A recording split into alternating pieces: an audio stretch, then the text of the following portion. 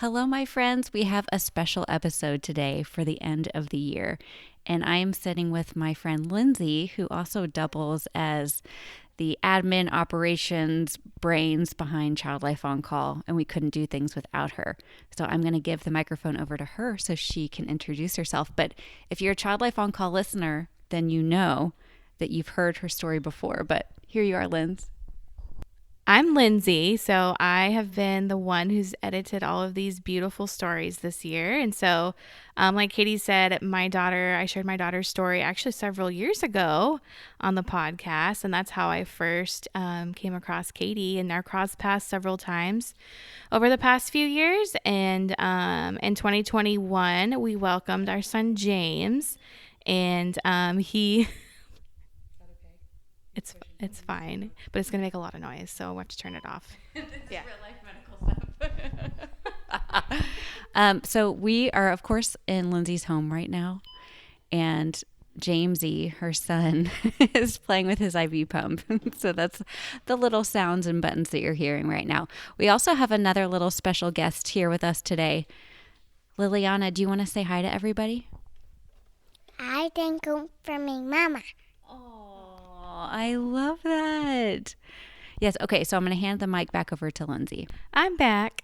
Just had to turn off one of his things, and so we welcomed James in 2021. Rewind back. I have 4 kiddos, so they keep me on my toes, keep us busy. My oldest is 8. I have a 6-year-old, and you just heard Miss Lily, who's 3. And then we welcomed James in 2021. Before he was born, we found out that he was an end-stage renal failure, and so with that being said, I decided I needed to make a career change for my family and for James. And it was really sad for me. I was a director at a private preschool for several years. And I really was like, the only way that I am leaving is if I find the right person and the right people and the right community to be with that's going to walk alongside of me as we kind of navigate these next few years. And so I, just like a lot of these stories start out, I reached out to Katie on Instagram and was like, hey,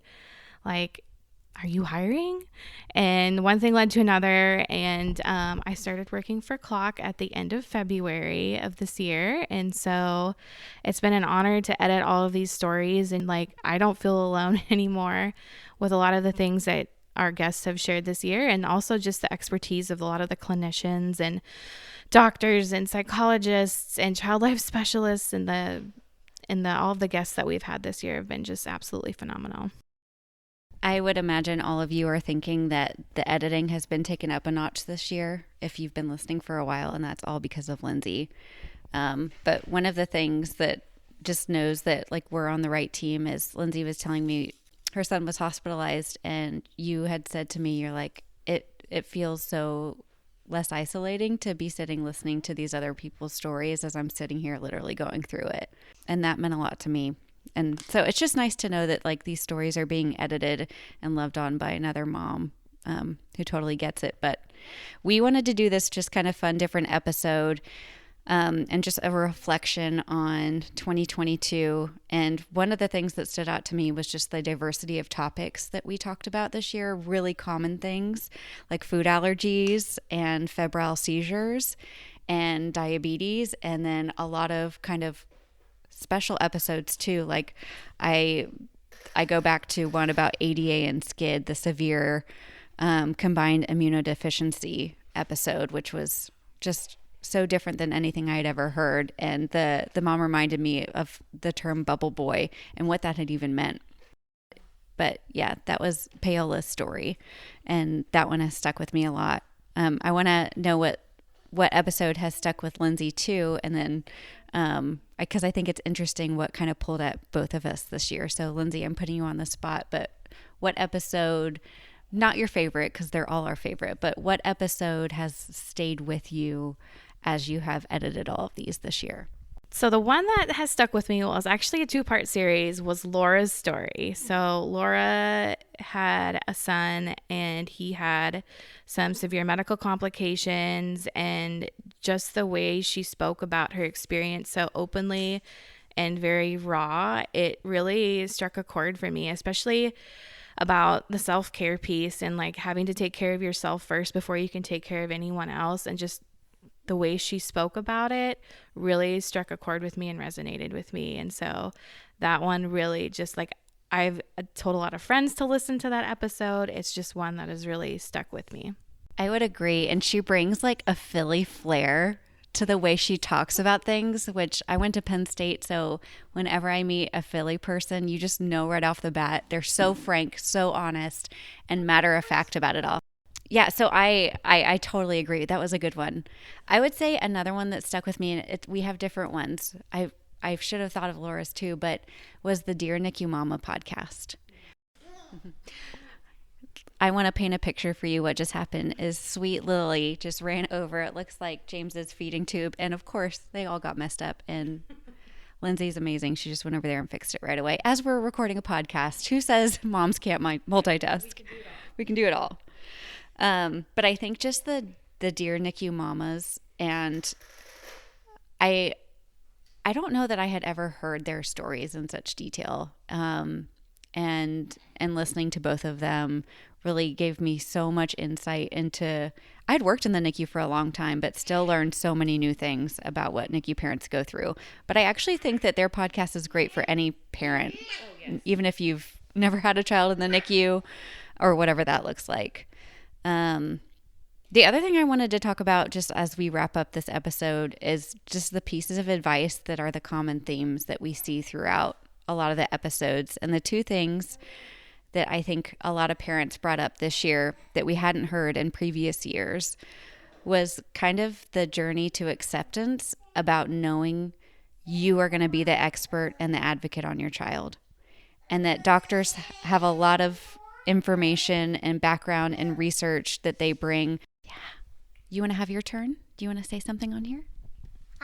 I'm special to my mama. Yes, you are. You are so special to your mama. Yes, you are. That's right. But I think one of the pieces of advice that meant a lot to me that parents showed a theme in this year was just the acceptance on being the advocate and expert on your child. And I think the faster parents have said that you get to that acceptance rather than try to fight it and have other people drive the bus.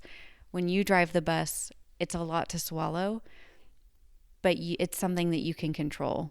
And so that's a theme that I heard. And then the second theme that I heard a lot was just the find your people, find your community, find the moms and the dads in other corners of the U.S.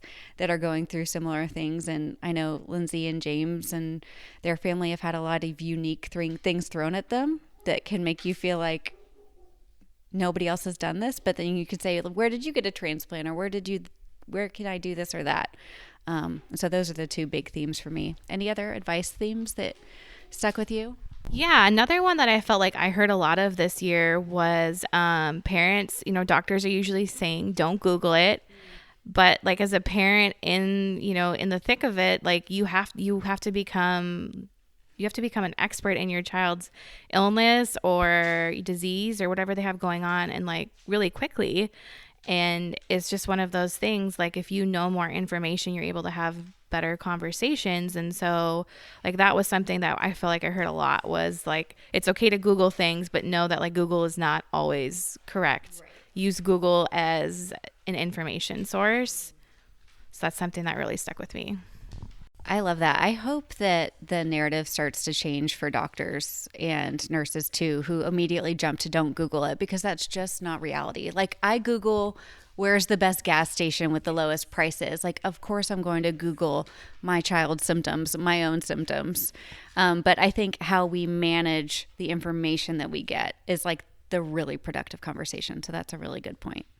So we're going to keep this short and sweet and just say from the bottom of our hearts, thank you for listening. Thank you for being a part of this community that has grown since 2017. It's gotten infinitely more diverse in our topics and our people. A lot of dads this year on the podcast, which is huge. And from me, just a big thank you to Lyndsey for making this more special than I ever could have wanted it to be, because you're here. Well, thank you so much, Katie, for having me be a part of this team. Like really from the bottom of my heart, it's such an honor to just listen to these stories and hear people's hearts and just hear them at their rawest, and just being able to sit with them in those episodes. And honestly, there's probably not a single episode that I haven't found something that I haven't been able to relate to. Most episodes I do cry editing, just because the parents are just so emotional, and like I can relate to it. And at the end of the day, we want to make sure that no one feels alone. And so that's the purpose of why I think we do these podcasts. Thank you for being here with us today. And thank you everybody for listening and going on this journey with Lyndsey and I. And we already have so many fun stories ready to go for 2023. So we'll be here. This isn't goodbye. This is just, we're grateful for this community and what we've all accomplished together in 2022. Thank you so much for joining us on the Child Life On Call podcast. The only reason this podcast keeps on going is because of you and listeners like you. So please join in on the conversation with us on Instagram, Facebook. I'm even on TikTok now, y'all, making a fool of myself. I haven't danced yet, but maybe it's coming. You can find us at Child Life On Call. We also have a website, and that has all of our information about the Child Life Circle, about the Child Life On Call app, and a blog with new information all the time. That's childlifeoncall.com. Thank you again from the bottom of my heart for listening to these episodes and being a part of this community. We are so grateful and so honored to be able to provide this for you.